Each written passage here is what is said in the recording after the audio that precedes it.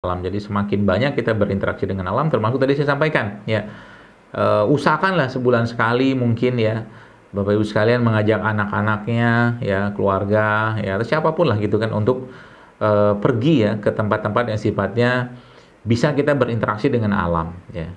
Ya nggak usah heboh-heboh lah ya, maksudnya ada banyak kok tempat-tempat yang apa namanya kita bisa kaki kita menyentuh tanah, tangan kita terkena sinar matahari ya, atau mungkin ke sawah atau kolam-kolam gitu kan, masya Allah kan, itu salah satu caranya ya.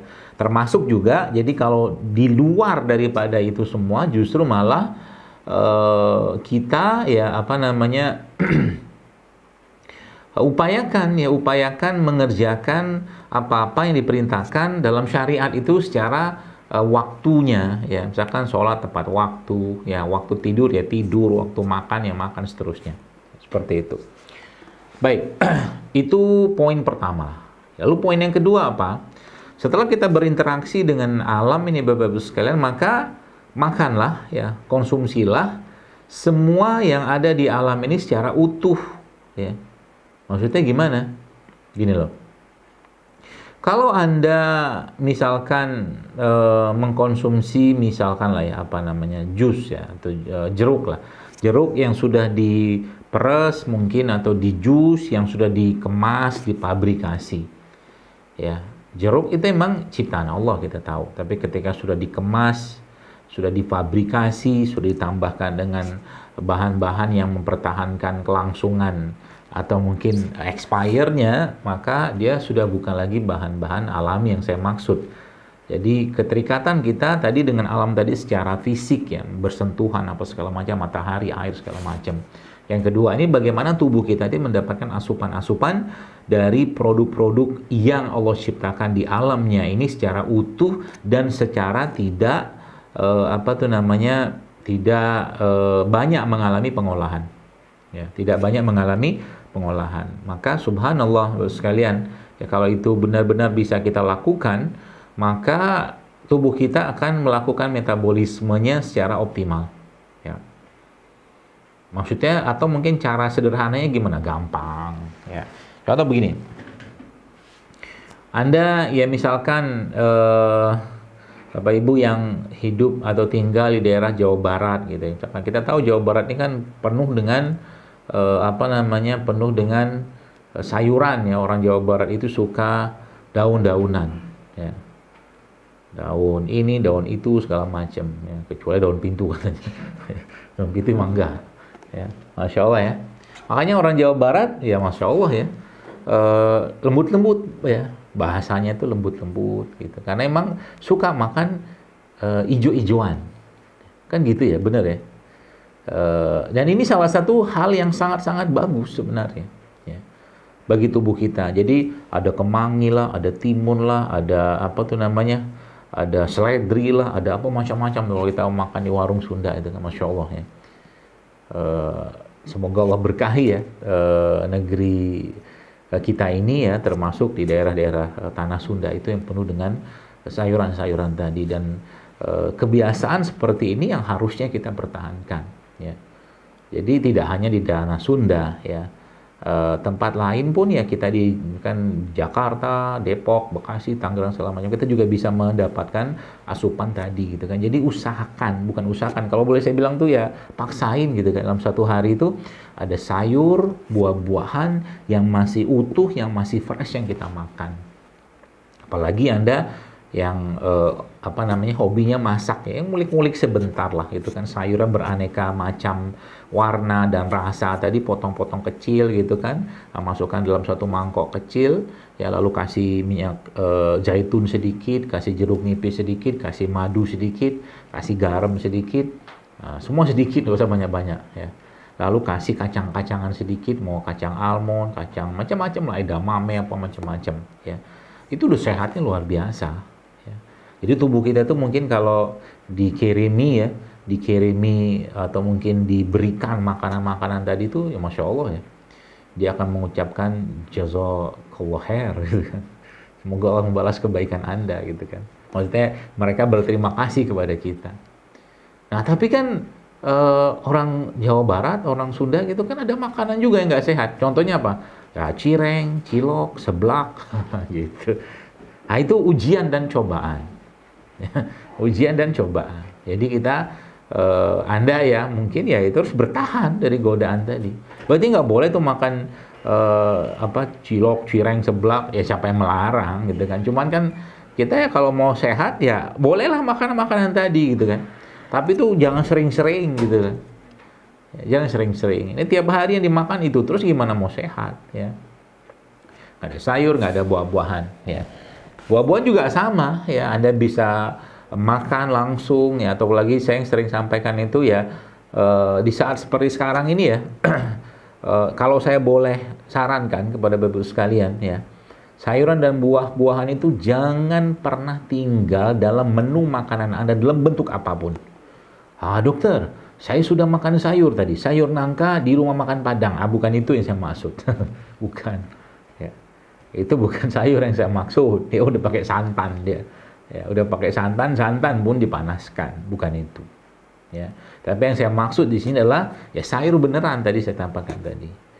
Saya hari ini sudah minum jus, ya orange juice saya beli tadi di toko, di supermarket, minimarket. Nah itu udah lain cerita, udah dipakai kemasan, pakai gula juga, pakai pengawet juga.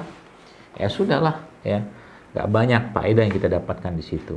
Ya, jadi itu yang pesan saya Bapak Ibu sekalian, bahwa sayuran dan buah-buahan tadi ya, sayuran dan buah-buahan tadi itu subhanallah ya, menjadi salah satu cara kita untuk menjaga imunitas. Kenapa? Karena memang tubuh kita ini setiap hari mengalami ya, ada beberapa hari sekali atau beberapa bulan atau tahun dia mengalami regenerasi sel ya. Tubuh kita itu mengalami regenerasi sel-selnya. Anda bayangkan regenerasi itu kan dia membutuhkan bahan baku dari luar ya, asam amino apa segala macam. Maka bayangkan kalau seandainya itu tidak bahan bakar atau bahan baku tadi itu tidak sesuai, tidak cocok, bahkan justru malah mengacau-ngacau tubuh kita gitu kan. Contoh begini. Fenomena katakanlah gorengan misalkan di zaman sekarang ini kan di mana-mana ada banyak penjual gorengan. Boleh nggak mereka jualan gorengan? Ya boleh saja. Tapi pertanyaannya apa yang terjadi atau apa bedanya dengan orang tua kita zaman dulu yang konsumsi mereka juga seperti itu, cuman beda cerita. Maksudnya gini. Orang tua kita mungkin dulu makan ubi goreng atau singkong goreng. Ada sebagian ubi rebus, singkong rebus. Tapi orang-orang zaman sekarang makannya katakanlah bakwan goreng. Ya. Bakwan yang digoreng, katakan segala macam. Pokoknya semua digoreng berbasiskan pada tepung, terigu. Nah, zaman dulu orang tua kita nggak makan kayak begitu. Mereka makannya bahan-bahan yang sifatnya non-gluten. Ya, kayak tepung, singkong, ya, ubi jalar, ya, jagung, segala macam. Itu kan non-gluten, gitu kan, subhanallah.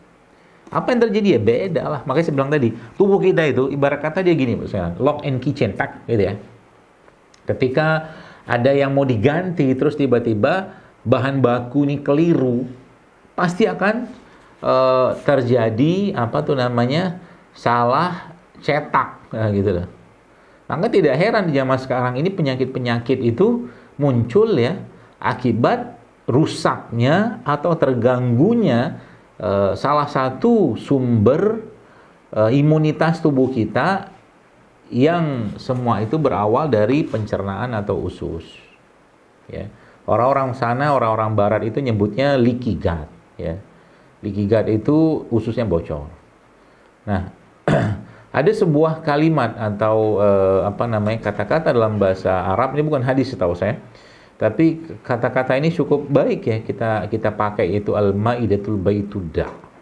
Bahwa perut itu rumah penyakit dan tidak ada wadah yang lebih buruk daripada perut kita, kata Nabi kita sallallahu alaihi wasallam. Ya. Oleh karena itu kata Nabi memerintahkan kepada kita semua untuk menjaga perut dengan cara apa? Jangan makan sampai kenyang, karena makan sampai kenyang itu bikin apa? Bikin bodoh, bikin blow on, nggak bisa mikir. Bener loh.